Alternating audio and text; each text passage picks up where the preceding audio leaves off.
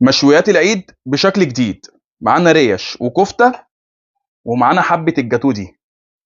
ده اختراع جديد انا عملته. بصوا كده، بسم الله الرحمن الرحيم.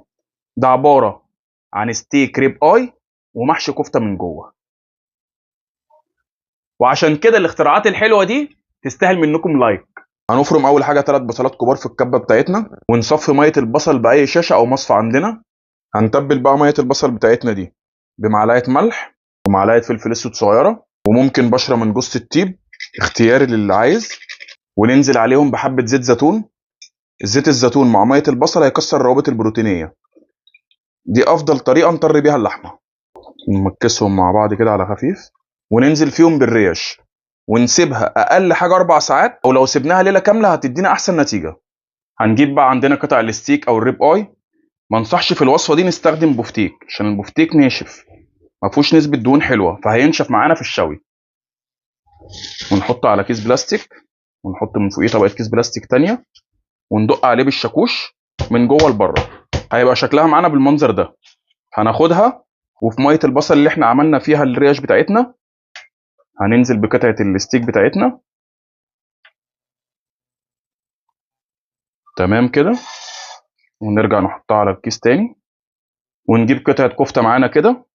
الكفته دي يا جماعه انا جبتها من صبح كابر، جايبها جاهزه، بس هي مش عجباني عشان خاطر فاتحه شويه، فيها نسبه دهون زياده.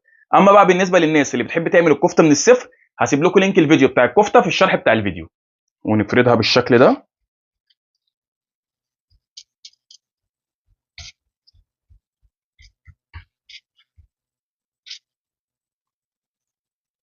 ونلف قطعه الستيك بتاعتنا، نقطعها. هنقطعها شرايح سمك الشريحه حوالي 2 سم. اهو ده هيبقى شكلها معاكم. هنجيب بقى السياخ بتاعتنا، هنجيب سيخين.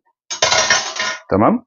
وهنيجي من عند الحته بتاعه القفله دي، هي اللي هنشك فيها. اهو بالمنظر ده، بالراحه كده معانا، ونشك القطع، والسيخ التاني جنبيها.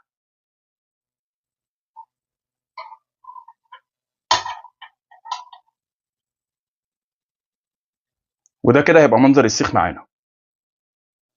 بصوا يا جماعه، انا شكيتهم بالسياخ الخشب دي بالمنظر ده، ونحطها فوق الشبكه بتاعه الشوايه، عشان لو الناس ما عندهاش السياخ دي، او هتبقى مهمه الشك عليهم صعبه بالسياخ دي، فهنعملها بالمنظر ده كده. نرص بقى الحاجه بتاعتنا على الشوايه بالمنظر ده كده، ونقلب عليها من وقت للتاني. واخر حاجه نشويها معانا هي الكفته. مشويات العيد بشكل جديد.